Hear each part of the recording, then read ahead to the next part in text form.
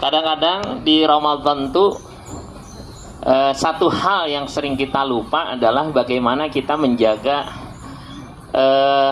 kalau bahasa perdanya itu ketahanan keluarga. Kadang-kadang kita lupa. Kita sibuk dengan aktivitas kita di masjid, berarti kita lebih menguatkan untuk penguatan kita sebagai jamaah, kita sebagai pengurus gitu kan, acara buka bersama segala macam. Tapi kadang-kadang kita lupa untuk lebih fokus di rumah-rumah kita. Ini pengalaman pribadi ya. Saya pribadi kadang-kadang seperti itu, lebih banyak ya. Hampir setiap malam ya, bahkan setiap malam saya kalau Ramadan tuh taraweh kan. Tarawehnya. Iya. Tapi kalau ngisinya ya kan ada waktu ada enggak. Nah, biasanya kalau enggak itu saya optimalkan itu buat aktivitas memang di rumah. Apalagi malam-malam pertama ya, malam pertama Ramadan biasanya itu emang udah fokus itu ya di rumah. Kemudian juga malam-malam terakhir biasanya seperti itu. Nah, di Ramadan itu ada ungkapan dalam Al-Quran di dalam surah Al-Baqarah ayat 187. Ya, 187 itu bicara tentang keharmonisan suami dan istri di malam-malam terakhir Ramadan. Harmonisnya itu bukan sifatnya duniawi. Harmonisnya itu adalah sifatnya itu bagaimana kita mengejar kebahagiaan ukhrawi. Ya. Kalau bahasa Qur'annya itu wala tubashiruhunna wa antum aakifuna fil masajid. Ya, tidak terlalu berdekatan dengan suami istri ketika kalian sedang i'tikaf di masjid. Nah, saya mencoba memahami di luar dari kata-kata i'tikafnya, tapi gimana biar kita bisa i'tikaf? Berarti memang harus ada kerjasama yang baik antara suami dengan istri. Ya, karena i'tikaf itu kata-katanya ada di Quran. Akif. Akif itu orang yang beriktikaf. Karena banyak akifuna, mereka sedang beriktikaf fil masajid, di masjid-masjid. Jadi memang di Ramadan itu sangat kental antara interaksi seseorang dengan masjid, apalagi di penghujung Ramadan. Makanya dari sekarang didesain bahwa kebahagiaan, keharmonisan, ketahanan keluarga di Ramadan itu adalah ketika ada kerjasama yang baik antara suami istri bahkan dengan anak-anak ketika di bulan Ramadan, bahkan di penghujung Ramadan. Penguatannya itu penguatan ibadah. Ya, saling menguatkan bukan saling melemahkan. Ya. Kalimat sebelumnya hunna libasul lakum wa antum libasul lahunna. Ya, saya kan waktu itu pernah kasih tahu ya. 3 kali pertemuan kita menghabiskan persiapan tentang Ramadan, dan ini yang terakhir 187 bicara tentang bagaimana keluarga kita semakin baik di Ramadan. Bahkan di hadis Rasulullah SAW ada di dalam kitab Bulughul Maram ataupun Riyadhus Shalihin, itu kata Siti Aisyah mengatakan idza dakhalal ashr, apabila Rasulullah memasuki 10 hari Ramadan, maka salah satu yang dilakukan oleh Rasulullah adalah wa aiqaza ahlahu, Rasulullah membangunkan keluarganya. Artinya perhatian terhadap ibadah keluarga itu harus juga dilakukan di Ramadan. Jangan sampai, mohon maaf nih, ada beberapa kadang-kadang ya, kenapa nggak sahur, serumah kesiangan gitu. Seakan-akan ya, sahur itu bukan sesuatu yang istimewa. Enggak merasa kehilangan. Padahal kata Rasulullah tasahharu, sahurlah kalian karena di dalamnya ada keberkahan. Kalau bagi saya bukan cuma berkah kita bisa makan, saya pribadi, tapi adalah kita bisa berkeluarga itu saling menguatkan. Bangunin pagi, ibunya udah nyiapin tuh yang namanya makanan, bapaknya udah siapin dananya buat belanja gitu kan. Walaupun nggak harus istimewa, ya nggak harus juga pakai ayam bakar taliwang gitu kan, ya nggak juga harus pakai pecel ayam gitu kan, ya kadang-kadang itu cuma pemicu di awal. Ketika kebudaya berbuat baik saling mendukung itu udah ada dalam keluarga, kadang-kadang hal-hal yang sepele aja bisa menjadi sebuah kenikmatan. Ya. Dan ini menjadi pesan Rasulullah SAW di bulan Ramadan. Sehingga selepas Ramadan tuh, insya Allah kita akan terus saling menguatkan, saling menjaga kebaikan. Karena kata-katanya ada wa aiqadha ahlahu, berarti masing-masing keluarga tuh menyiapkan. Kalau misalnya anaknya udah duluan bangun, dia bangunin orang tuanya. Kalau orang tuanya udah bangun, maka dibangunin anak-anaknya.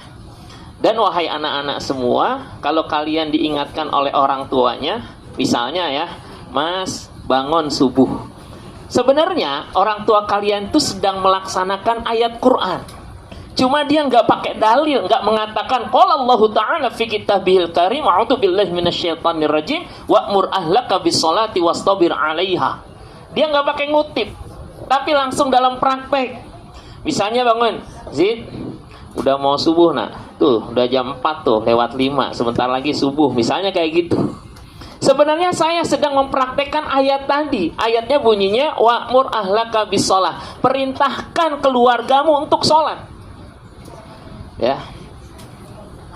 Sehingga selalu terjaga. Makanya saya termasuk agak miris kalau mohon maaf ada anak-anak itu jam 10 malam masih main. Kalau saya bukan berpikir masalah bicara entar lelah, ya kan, nggak ada kerjaan, bukan. Saya berbicara tentang kira-kira subuhnya kesiangan apa enggak ya gitu kalau saya berpikirnya.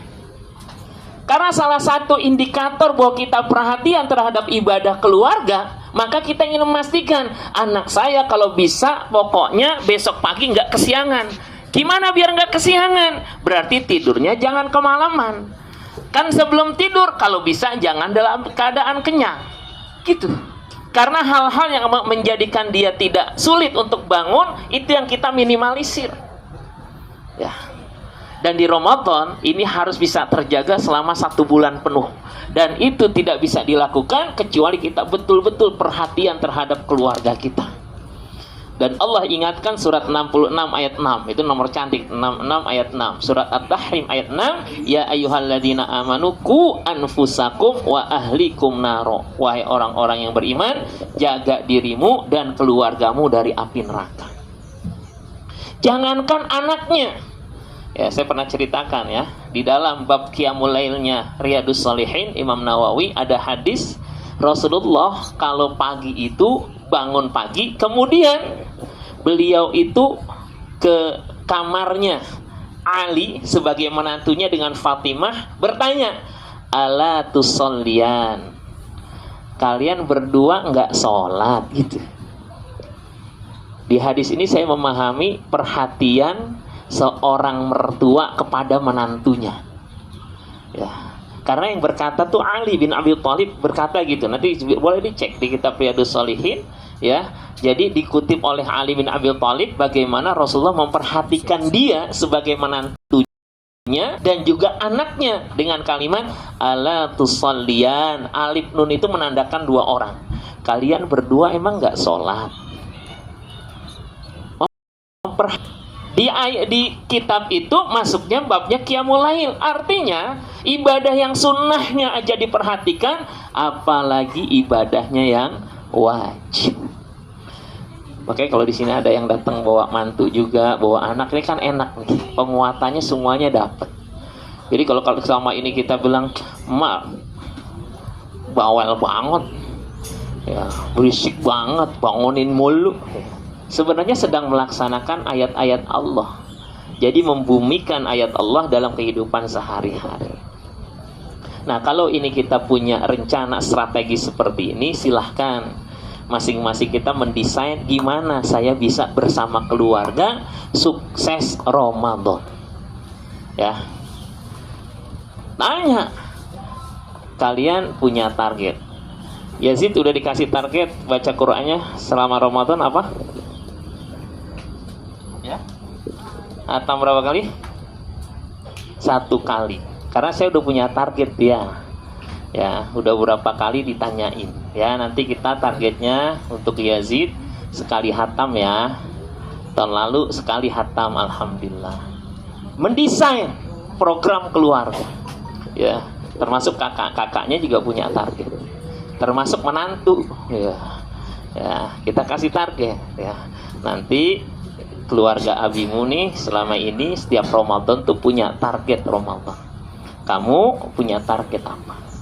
Kalau misalnya ternyata belum bisa baca Quran, targetnya bisa baca. Ya, kalau misalnya baru Iqra 6, targetnya itu lulus Quran. Kalau masih Iqra 5, targetnya ke 6, Iqra 1, target kedua. Yang penting progres. Peningkatan. Dan kita menjadi orang yang memastikan itu. Namanya checkpoint. Kita tanya, walaupun gak harus interrogatif. Udah hatam enggak? Ya, ajak ngobrol aja. Gimana Qurannya? Ya, udah juz berapa sekarang gitu. Ya, udah mulai itu ketahuan. Oh, alhamdulillah, udah juz amma, alhamdulillah. Berarti sebentar lagi hatam, gitu kan? Ya, kayak kita ngaji ya, kelihatan tuh surat apa ketahuan. Dan ini menjadi fokus kita di hari ini. Ramadan menjadikan kita semakin dekat dengan keluarga kita di rumah. Ya, jangan sampai kedekatan kita dengan teman, ya, dengan apalagi yang anak-anak nih, yang remaja kan, kalau sama teman-temannya itu dekat banget. Tapi giliran sama orang tua sendiri kayaknya seperlunya doang. Ya, bayangkan suatu saat kalian akan ada masa orang tua kalian tidak akan bisa lagi diajak bicara. Di saat kalian cuma bisa menangis dan cuma berdoa, ya, jauh di mata, berbeda alam, tapi dekat dengan doa. Itu nggak bisa. Sikap itu ada kalau selama hidup kita nggak pernah menjalin kedekatan itu. Ya, jangan sampai menyesal nantinya ketika waktunya sudah lewat. Ya, mumpung masih ada kesempatan. Dan kita juga nih sebagai orang tua, mumpung mereka masih berada di bawah tanggung jawab kita. Nanti kita langsung bisa bicara kepada Allah nanti akhir, balag, ya Allah, sudah aku sampaikan amanah untuk anak-anakku, tugas-tugasku udah aku sampaikan. Nyuruh mereka sholat, aku sudah lakukan. Mengajak mereka dalam kebaikan, aku lakukan semuanya. Sehingga kita nggak ada lagi nantinya dimintai pertanggungjawaban terhadap amanah. Allah berikan kita titipan anak-anak yang soleh dan solehah ini. Mudah-mudahan berkah buat saya pribadi dan kita semua.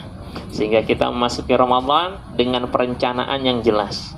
Ya, masih ada ya beberapa saat sebelum Ramadan. Yuk kita kuatkan keluarga kita. Bisa aja nanti setelah pulang kalau ada mobil keluarga di rumah, sambil jalan sambil ngobrol. Ya, saya sangat memanfaatkan family time. Ya, kayak tadi berangkat. Itu sebenarnya saya sedang mengajarkan kepada anak-anak saya, yuk kita peduli kepada umat muslim dimanapun mereka berada. Ya, walaupun nantinya, tapi nanti setelah ini kita ini. Oh iya, nggak apa. Ada konsekuensinya. Ya. Karena memang untuk mengajarkan kepada anak bukan cuma sekedar sebagai guru kepada murid, tapi kita ngobrol, kita diskusi, kita bercanda, ya, ngajak seperti ini mereka biasanya suka dengar. Ya, bahkan saya beberapa kemarin waktu ngisi online tuh dikoreksi sama dia. Bukan itu, Bi. Oh iya, mohon maaf, saya lupa karena ngantuk ya. Ngomongnya udah mulai ngaco-ngaco ya. Ngisinya di dalam kamar ya, sampingnya beliau. Diingetin lagi, oh iya, saya lupa. Ya. Ya, kadang-kadang kita harus jujur, kita akan mendapatkan koreksi dari anak-anak kita, dari istri juga bisa jadi kita dapat koreksi. Karena kita makhluk yang lemah, ada salah, ada lupa. Nggak ada di antara kita itu yang steril dari dosa. Semuanya punya potensi. Itulah nikmatnya kita berkeluarga. Ada orang-orang yang senantiasa mudah-mudahan mengikatkan kita dengan nilai-nilai keikhlasannya. Ini dari saya sebagai pribadi dan keluarga. Mohon maaf lahir dan batin kalau selama ini ada hal-hal yang kurang berkenan. Ya, agenda kita bukan di acara makan-makannya, ini bisa kita lakukan sendiri-sendiri, tapi agenda kita di acara kebersamaannya, kita saling kenal, kita saling tahu. Mohon maaf kalau selama ini saya belum paham, ternyata ada 3 ya ibu-ibu yang memang sudah mendahului para suaminya. Kita akhiri dengan nih, udah mau disiapin makannya itu gimana? Udah siap. Udah siap. Ya, udah siap biar nggak terlalu lama ya. Khawatir konsentrasinya bubar ya kan. Saya kira ngeliatin saya, katanya ngeliat ke sono gitu kan. Kita akhiri dengan doa kafaratul majelis. Subhanakallahumma bihamdika asyhadu an la ilaha illa anta astaghfiruka wa atubu ilaik. Salam untuk keluarga yang hari tidak hadir. Assalamualaikum warahmatullahi wabarakatuh. Silakan saya serahkan kepada